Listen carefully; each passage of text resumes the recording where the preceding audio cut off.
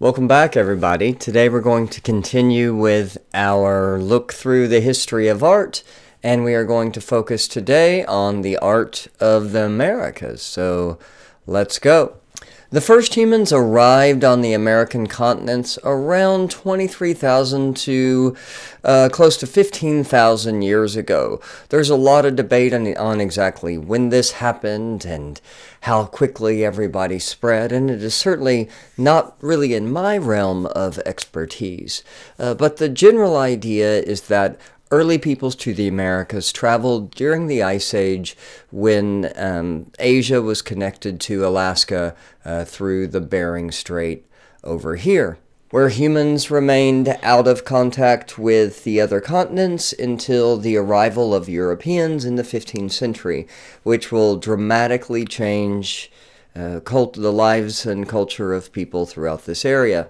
We are going to be seeing a wide variety of cultures throughout the North American continent, through Mesoamerica, and into South America. And we're going to look at some extremely different cultures with very different ways of life. We're going to look at nomadic cultures. We're going to look at warrior cultures. We're going to look at cultures that lived in really advanced civilizations in large cities. How do we know about these ancient peoples? Well, we know from some cultures because there was writing. The Maya, for example, have provided numerous written pieces of information, whether it's manuscripts or whether it's stone carvings. And then there, of course, are oral histories and handwritten accounts. And, of course, the art itself relays ideas and stories.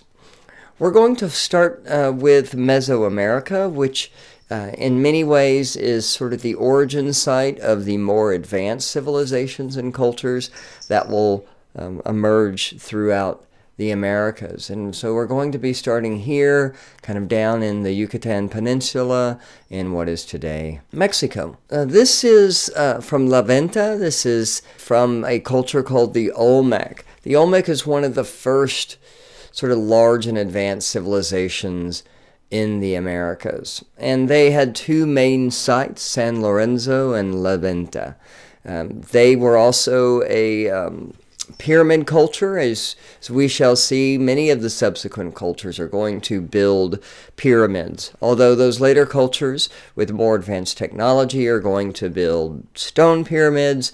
The early Olmec, who ruled as early as possibly around 1500 BCE, were making clay structures. The Olmec built very large cities with large populations. Some of the most famous Olmec artifacts that have been left behind are the massive stone heads. There are 17 heads that have been recovered in total, and they range anywhere from about 1.5 meters to about 3.5 meters tall. Many of the heads have been found buried or mutilated or kind of in a discarded state, which shows that at one point there was sort of a negative feelings about the people or the gods that these heads represented. There's all sorts of debate about whether these are historical figures or these are more like deities. They are certainly realistic enough that a lot of historians argue that these are portraits. We also know that they were made with a material called basalt, which is a volcanic stone, which was carried over considerable distances to its final locations, and that thousands and thousands of hours were used to carve these using Stone Age technology, because we're looking at basically a Neolithic culture here with no metallurgy. This is one of 4 heads found at the city of La Venta. Varying in sizes, they portray the faces differently, and if you take a Google, you will see that there's quite a wide variety in the 17 heads that have been found. This is also from La Venta, and this is an image of a mythological creature or a deity known as the feathered serpent. It will go by sort of many different names in the different cultures we are studying. The much later Aztec culture, which are outside of the scope of this class because they're relatively recent in time, knew this creature as Quetzalcoatl, but it will go by various names. And here we are very early in the history of Mesoamerica, and we see this figure established. It is, like a lot of the cosmological imagery of Mesoamerican cultures, a creature that sort of transverses two worlds, the spiritual world, the world of the sky, and the world of the earth. So the serpent and the bird sort of respectively represent these two kinds of realm of existence. It sort of, in a way, sort of stitches together the spiritual and the secular worlds. Another common artifact found in Olmec culture are ceremonial axes. These were often found in the graves of the dead, and these are probably not axe heads that were actually used to chop things, but instead had a spiritual significance, probably also denoted a special rank in society. This comes from West Mexico, so we've been mostly in the Yucatan Peninsula and the Gulf of Mexico, but now we're looking more closer towards the Pacific side. And here we see a tradition of clay sculptures. This comes from Colima, Mexico. These were found by grave robbers, which is a big problem with a lot of indigenous art to the Americas. A lot of the stuff was taken from graves or other sites with very little regard to the scientific method and with to sort of the proper excavation techniques that are now inherent in archaeology. These techniques allow us to understand when and where in a culture's history these came from, so we can draw and make conclusions about all sorts of information about these artifacts. But these are basically dug out of the ground for profit and sold to people who want to spend the most money. And the provenance, the history of these objects is not really the primary concern of the people stealing these. And so while ultimately it does give us the object often in sort of an illegal manner, but it also deprives us of a lot of context. So there are a lot of artifacts from Mesoamerica, from Olmec and subsequent cultures, that we don't have a lot of information about because we don't know exactly where they were found. We don't know how deep they were found. We don't know a lot of things. It has some sort of relationship to death, and we are probably looking at some sort of religious ceremony, a bowl perhaps for sacrifice. And this is another image that we will see kind of over and over and over in Mesoamerican cultures, this idea of a bowl or a cup. And a lot of this will have to do with the fact that most of these cultures, in one way or another, had bloodletting rituals where the flowing of blood into a vessel was a key part of a ceremonial function. Next, we have the Teotihuacan culture, one of the most important and influential cultures of Mesoamerica. And they are going to influence many subsequent cultures that come after. They built large cities. The largest, Teotihuacan, is known for its monumental structures. This is a sort of fully mature pyramidal society, pyramid building society that rivals really the pyramids built by ancient Egypt. These are about, the largest, I think, pyramids are about half the size of the pyramids at Giza. The pyramids at Teotihuacan are comprised of two large pyramids, the Pyramid of the Sun in the left, and in the foreground, the Pyramid of the Moon. This is built along the Avenue of the Dead that terminates in a citadel, a walled structure which has a smaller pyramid, which we'll see in a moment. This aligns on an east-west axis, so once again, this idea of sunrise, sunset, which we've seen in other cultures, sort of an idea of spiritual alignment and also birth and death.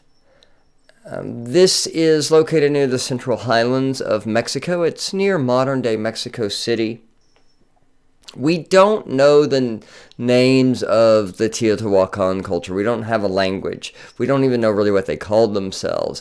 So we use Aztec words because the Aztecs sort of looked back at these people as almost godlike. This site, well, long abandoned by the time the Aztecs really take power, 800 years or so, was referred to as the birthplace of the gods by the Aztecs. That's what the term Teotihuacan means. But we do know that this thing was originally built somewhere around about 1000 BCE to about 600 CE, with a peak around 500 or so CE, and approximate 125 to 200,000 inhabitants. There are throughout Teotihuacan culture about 600 pyramids with around 2,000 apartment compounds. So this is a very advanced culture that thrived for a very, very long time and on a very, very large scale. This is the Pyramid of the Sun. This is the largest structure on the site. It is a stepped pyramid, so not dissimilar to the Pyramid of Djoser that we saw at the beginning of Egyptian culture. It is about 700 feet across and 210 feet tall, so about half the size of the Great Pyramids of Giza. It's facing west towards the Avenue of the Dead, so the setting sun, and it's built on top of a cave and a spring. This has spiritual significance. Caves, we've already talked about as a kind of sacred space all the way back to the Paleolithic, and springs bring water, so idea of rebirth, sort of baptism, cleansing. So this is connecting the world of the humans with the world of the gods. On the four corners, so once again, the cardinal directions, skeletons of children were found buried on the four corners. Human sacrifice is common throughout the Mesoamerican cultures, through the Olmec, the Teotihuacan culture, later on the Maya, and then much later the Aztec culture. This is the Pyramid of the Moon. This is the second largest pyramid at Teotihuacan. It is also a place of sacrifice. There are several layers of burials inside. This structure was expanded 7 times over a length of a few centuries, with 5 layers containing various grave goods and offerings and also sacrifices, something like 17 human heads, dozens of heads of various animals, and somewhere close to 24 skeletons. This was also used as not only a place of sacrifice, but as a meeting place, as part of a much larger public plaza with sort of day-to-day social functions occurring. But this is, the opposite of the Pyramid of the Sun. So we have, once again, the idea of sort of opposites representing birth and death, sun and moon, rising and setting. So this is all sort of tied into the sort of cosmology of the Teotihuacan people, this sort of concept of birth and death and sacrifice as a way of sort of keeping everything running smoothly. This is inside the compound. This is the Temple of the Feathered Serpent, Quetzalcoatl. It is a much smaller temple, but it contains some significant imagery. Like all of the temples, the steps lead to a kind of platform at the top where religious sacrifices, blood sacrifices, were made. This comes from the side of the temple, Quetzalcoatl, and this is a term that is an Aztec word. We don't know what this god was called, but this is our feathered serpent god that we saw all the way back with the Olmecs. In fact, there are 2 gods. There's Quetzalcoatl, this feathered serpent, representing sort of the primal elements of life. And then next to it is a rain god, Tolek. Surrounding this was a tomb of 100 skeletons, warriors, sacrificed enemies. This is in a special section of the entire compound at the end of the main avenue of the dead and behind a fence that separates it from the rest of the structures, denoting its sacredness, this idea of separating the sacred from the secular. And of course, we got ourselves some holy mountains, some cosmic mountains everywhere. This is a goddess mural found in the Tetlita apartment complex in Teotihuacan. This is one of many frescoes that were created throughout the complex. Some of them are still in situ, on the site where they were created, but many of them are in a nearby museum. Here we see a goddess figure wearing a mask with an elaborate headdress. We see water flowing from her hands, representing bounty, representing her ability to provide. This is a common motif in art. We can go all the way back to ancient Sumer and images of Gudea, where we see water flowing endlessly from his hands. We see her wearing a human hearts surrounding this bird mask, so the idea of sacrifice, the idea of also sort of the essence of life, blood, and the beating heart. The Maya were a large conglomeration of city-states. There was not one central city that dominated. There are some that will kind of rise and fall and come to power and reach peaks at different times. But this is another culture that dates all the way back around the same time as the Olmec and reaches its peak around 1500 CE. So you're looking at a culture that lasted for 3,500 years. This is a important and a massive culture that is still here today. There are 7 million Maya in Mexico and surrounding countries today. The Maya stressed an importance on mythology and sort of the cosmology, the structure of the universe. And they had rituals that were built around this cosmological beliefs. They had a hierarchical society with hereditary rulers. But we know a lot about the Maya. They wrote a lot of stuff down, and their language is still spoken. So they're quite understood. And they are also a very advanced culture with a mastery of advanced mathematics and astronomy, and of course the very well-known Mayan calendars that were based on their close observation of astronomical events, the movement of the planets, and their knowledge of mathematics. This comes from a Mayan site called Copan in Honduras. This is the image of a ruler called Waxaclajun Uba Kawio. He oversaw a period of unprecedented architectural growth after his ascent to the throne. He built many large temples, and this growth continued until he was beheaded by an enemy. And then there was sort of a few decades of a fallow period where not a lot of stuff was built.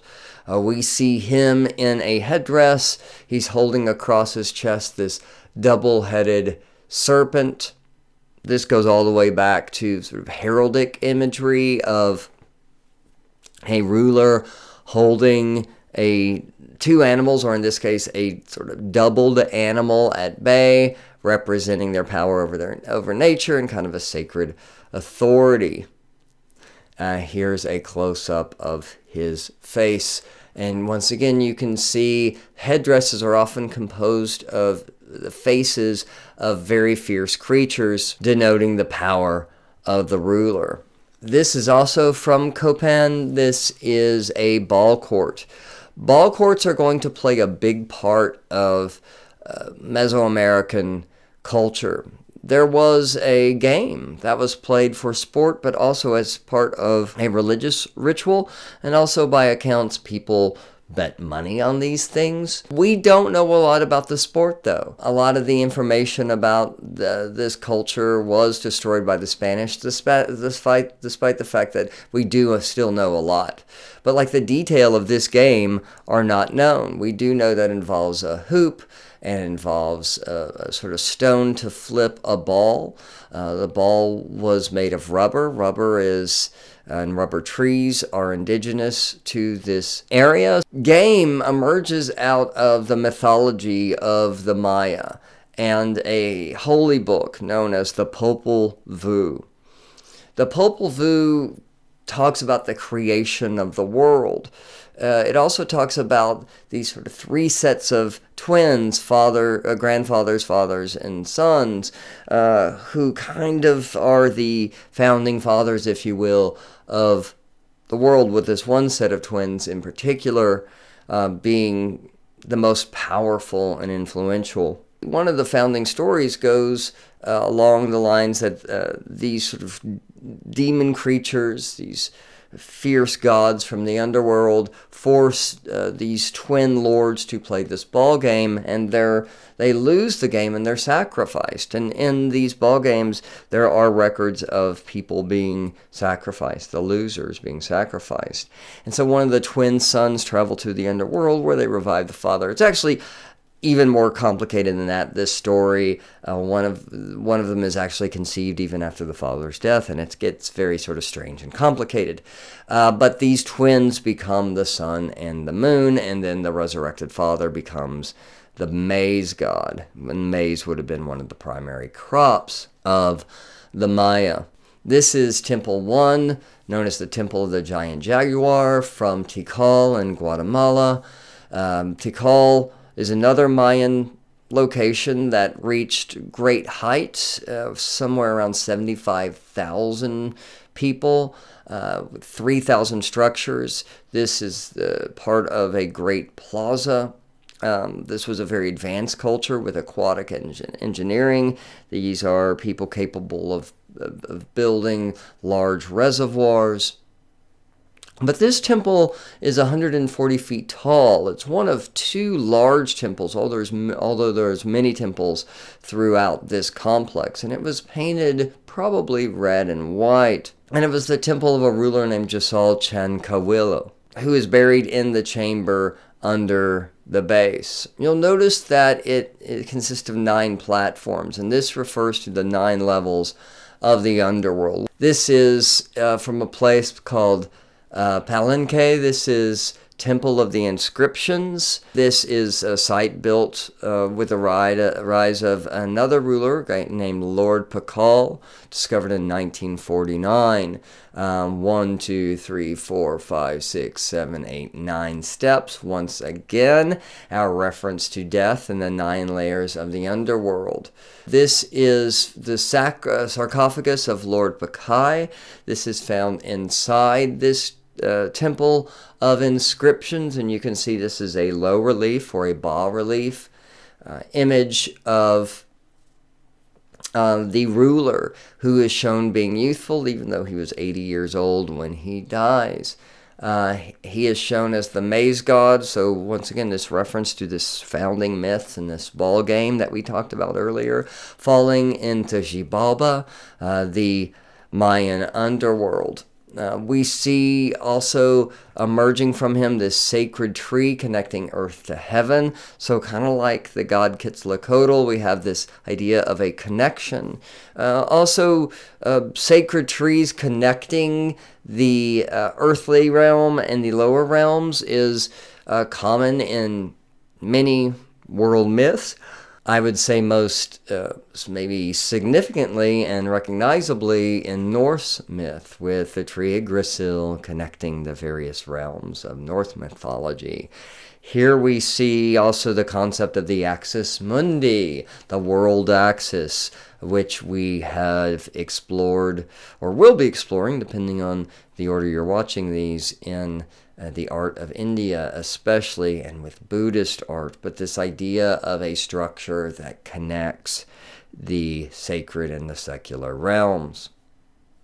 He was found inside this coffin with burial goods. The ruler was Lord Bakai, and a funerary mask. So this idea of a face that is fit for the afterlife. The ball game, let's look a little more closely. The image on the left is a cylindrical vessel found at the Dallas Museum of Art. So this is in my neighborhood, and I've seen this quite a few times. And the image on the right comes from Jaina Island in Mexico. But in both of these, you can see that the athletes wore this large sort of protective band around their waist with padding. And in the image on the left, the guy is wearing a headdress. On the image on the right, he is not. This headdress was probably worn at the beginning of the game or at certain rituals performed before the game by the athletes, but was more than likely not worn during the playing of the game. Like I said, the use of a rubber ball here, which is shown on the left in a rather oversized kind of way, was the main thing that was being utilized in play here. The objective was to get the ball through a ring into a goal area without using hands. There was these sort of large flat stones that were used, but as far as the exact sort of nature of the game, the actual rules, we don't really know. But we do know that these ceramic vessels, these cylindrical vessels, were quite common. Also, they were often used for sacred purposes. We've seen them in various images. Maya women had a large influence in Maya society. Maya noblewomen are depicted quite often, especially performing in rituals. This is an image of a woman named Lady Shock with her husband, the ruler, Itzamna Balam. Here she is performing a ritual in honor of the birth of a child from another wife, but still an important occasion. He's wearing an elaborate woven headdress and jewels, and so is she. She, you will notice, is piercing her tongue with a cord in a bloodletting ceremony. This also puts her in severe pain and probably a hallucinogenic state, because in the next panel we see that this has created a vision. She has seen emerging from a serpent's mouth. So the idea of a creature of the underworld, an ancestor emerging out of its mouth. So she has induced this sacred state, this visionary state, and now she is communicating with the dead, with ancestors. Chichen Itza is one of the most well-known and most excavated sites in Mexico. It was occupied somewhere around 750 to 900 CE. Another Maya settlement with pyramid temples and feathered serpents. So in many ways, a very familiar imagery by now. Here we see another temple with 9 steps representing the underworld. There's also 365 steps representing the days of the year. The underworld, Chibaba, is a place of fear consisting of 9 levels. The gods of the dead torture human beings there, and most people are going to stay there according to Maya belief, except for rulers, which will descend all the way to the very bottom layer and then ascend back up to live with the gods in heaven. And the sort of temple at the top here sort of represents that heavenly terminating point at the top of these sort of 9 layers of really the Mayan underworld, the Mayan hell. This is a fascinating image because it relates to the rising and the setting of the sun, birth and death, falling and rising, just like the Mayan ruler will fall to the bottom of the underworld and rise up.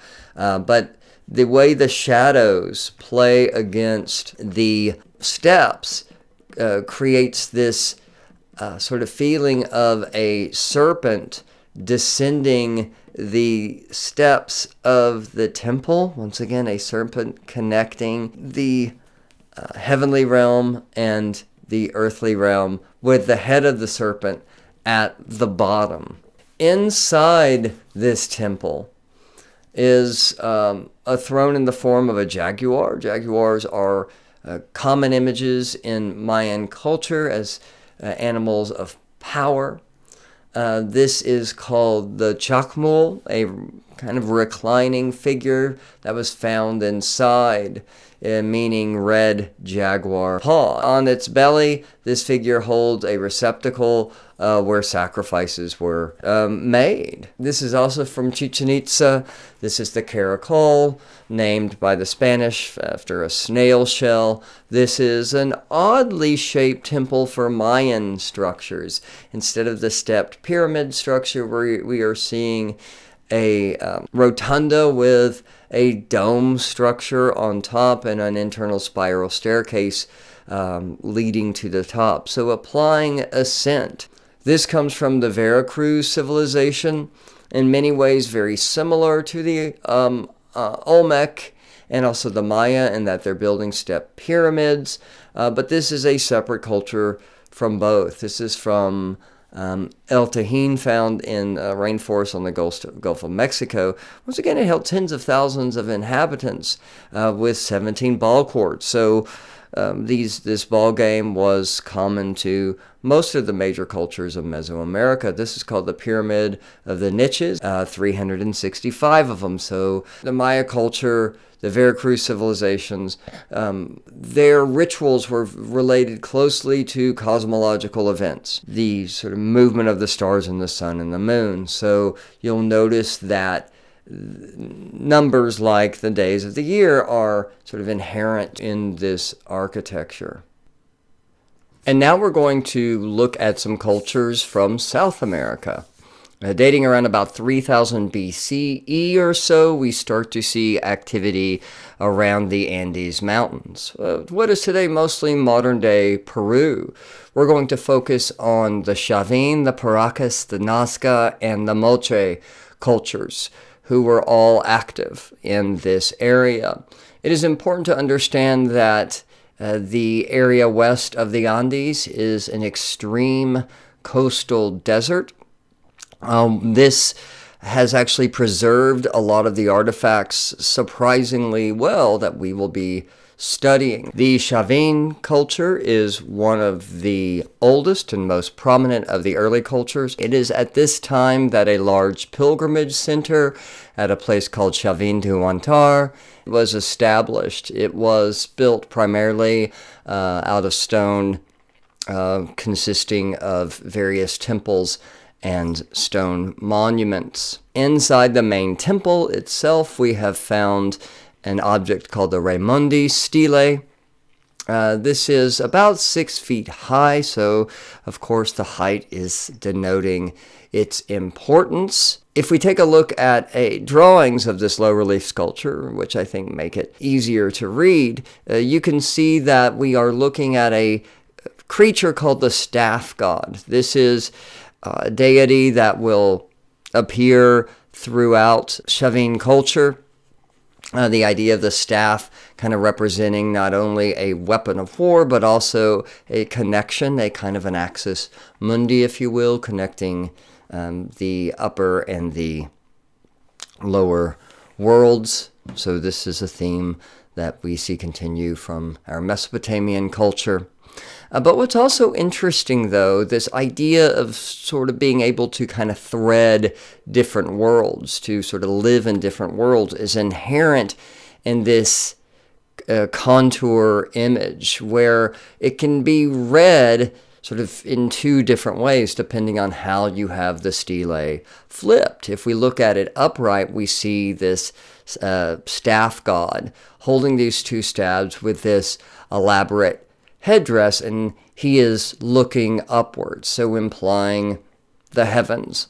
But if we flip it the other way, you can see on the right that we have this crocodile face that is looking downwards.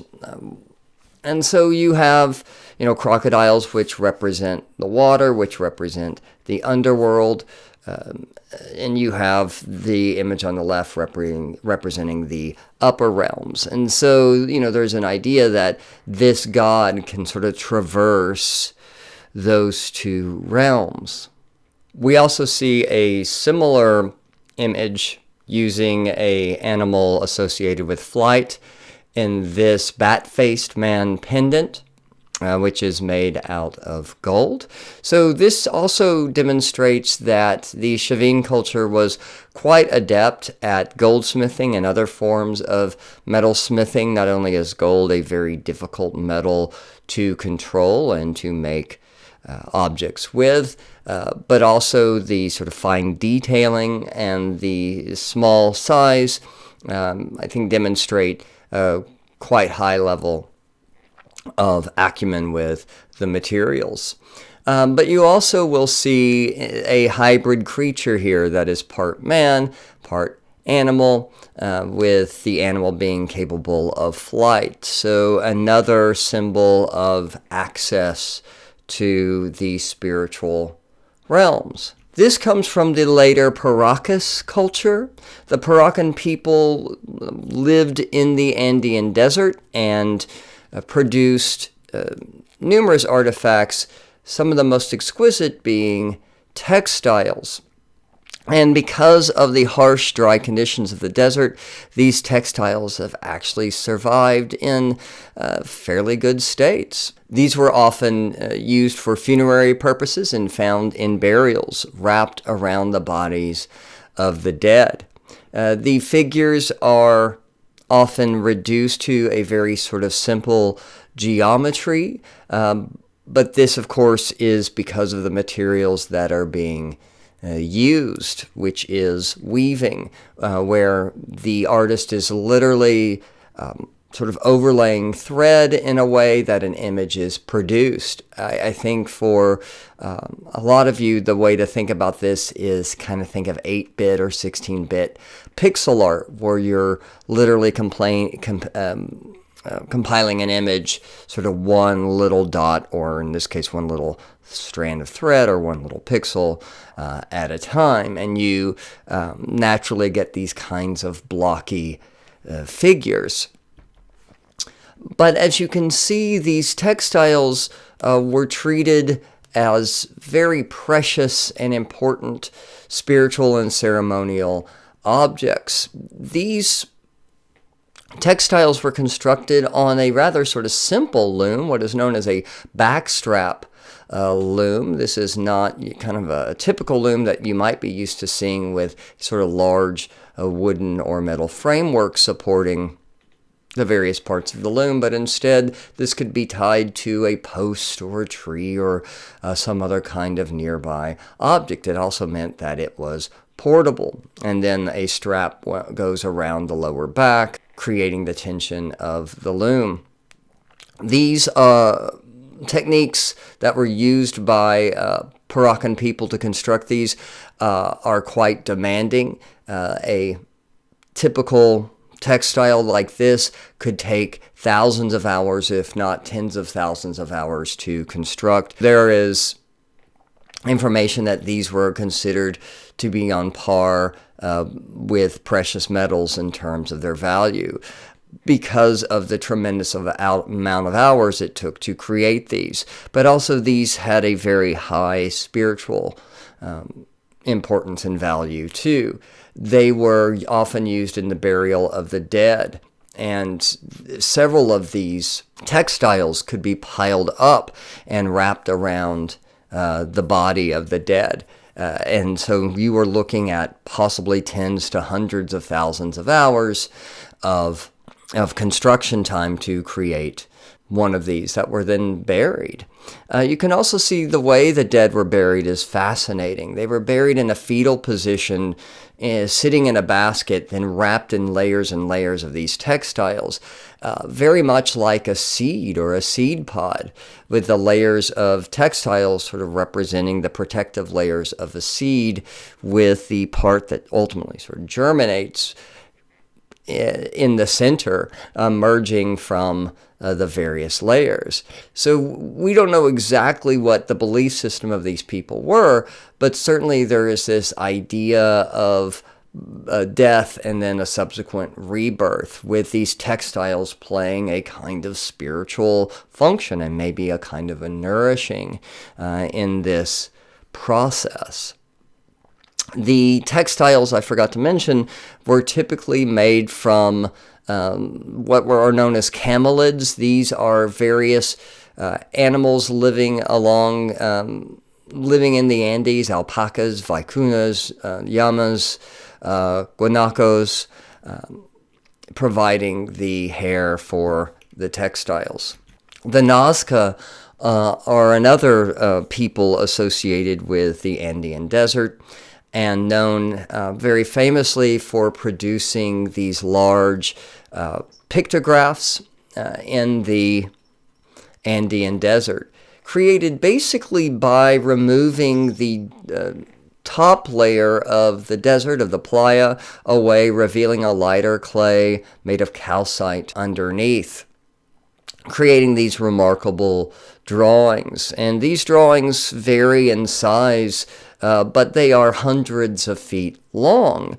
And of course, they cannot be seen clearly from the ground, but to get the full sort of image, they need to be seen from above.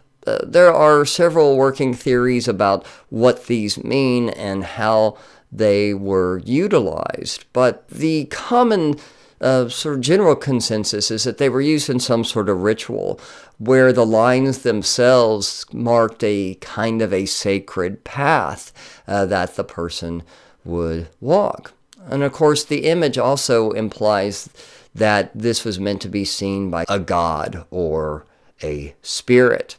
These are typically images of animals, but there are also on occasion abstract shapes and patterns that you will see. A very similar linear style with an emphasis on contour line can also be seen in the vessels produced by the Nazca people, although of course there is the addition of color, pigments added between the contour lines. But you can see that the very similar style persists. This is a bridge-spouted vessel with images of flying figures. So this is a ritualistic vessel that was meant to somehow connect to the spiritual world. But this configuration of this sort of handle, like a bridge, or we will see a related sort of form called a stirrup handle, is going to be common to the Peruvian cultures. And we can see that in this by our final Peruvian people called the Moche. The Moche also, like the Nazca, produced ceramics. And they were known for producing these rather beautiful and lifelike portraits of human heads. These vessels not just depict heads, but they can depict animals, and we'll see other things in just a moment. These were found in burials, but it's also possible that these were used outside of ritualistic functions.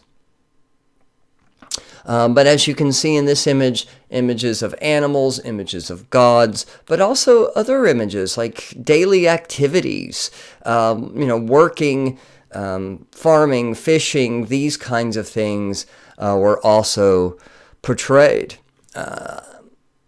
This is a Moche ear spool, so the Moche were not only master ceramicists, but also quite capable with metallurgy.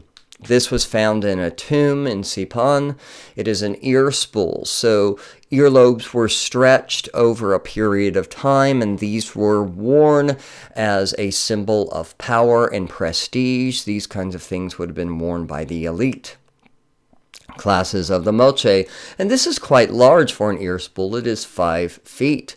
And you can see the figures that are depicted here are also wearing ear spools. And then also an ornamentation that goes through the nostrils. So this shows that piercing was a act performed as a way of denoting a position of power. Finally, we are going to very quickly look at a handful of cultures from North America, beginning with the ancient Adena culture, dating back to around 500 or so CE, located in what is today modern-day Ohio, leaving behind somewhere around 500 sites. So this was a rather large and prosperous culture.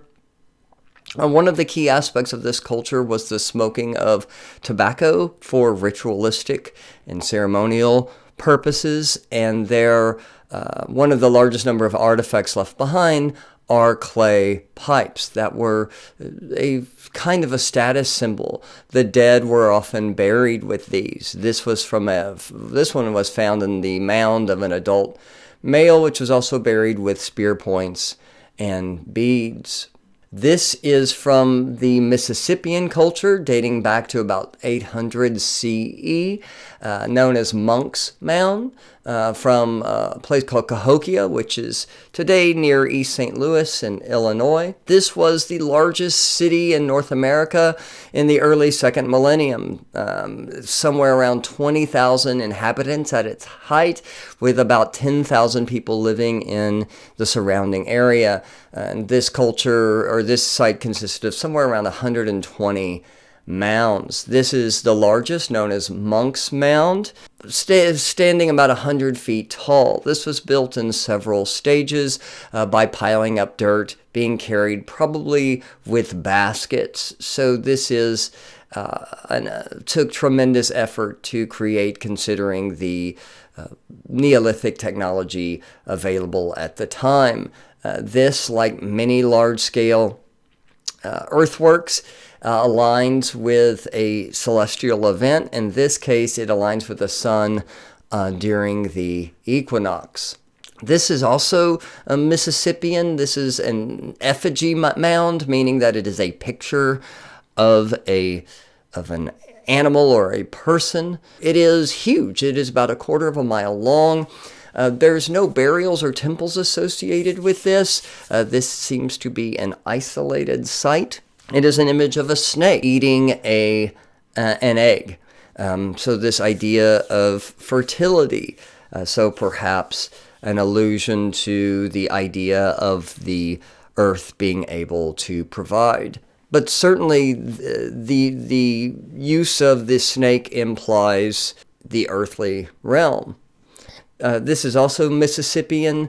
This is a incised gorget with a running warrior. This would have been worn more than likely by the warrior as a symbol of their ability in battle, perhaps given as a kind of a reward for performance in battle. But we see the warrior pictured here holding a weapon in his left hand, and in the right hand, the head of an enemy. So certainly the idea of fierceness and ability in battle are what is being displayed here.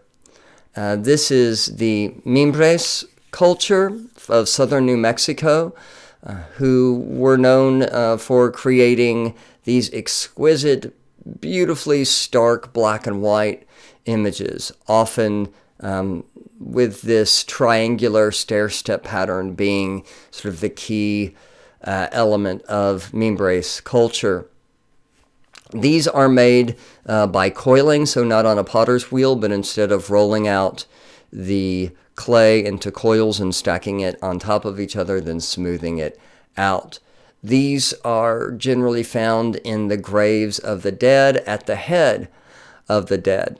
So perhaps the idea that these are a transportation device for the soul or the mind is possible, or perhaps they are imbuing some sort of spiritual knowledge. The imagery often relates to animals and especially birds, so the idea, once again, of a connection to the spiritual world. The last culture I want to look at are the Puebloans, who initially moved from New Mexico to Colorado somewhere around 1150 CE. Eventually, they will abandon their home somewhere between 1300 to 1540. The full story of these people is unknown. Modern-day descendants include the Hopi, the Zuni, the Tewa, and the Taos people of New Mexico and Colorado, but their actual connection to these ancient ancestors also is not fully understood. Very famously, the Puebloans, sometimes referred to as the Anasazi people, but now more commonly just ancient Puebloans, lived in communal dwellings made of stone, timber, and adobe brick, often found at the base of cliffs, but often very commonly in the cliff sides themselves. It is often these are often misunderstood as being carved into the cliff sides. They're not. They are made from mud brick that is then sort of embedded into the side of the cliffs. The idea being protection not only from the elements, but perhaps enemies and predatory animals. These are often located hundreds of feet in the air. You will also see in these not only dwellings, but water basins and other kinds of storage for foodstuffs. And that is all I have for you today. I want to thank you all for joining me here for another one of my excursions into the history of art. I will see you in the next video. All right, bye.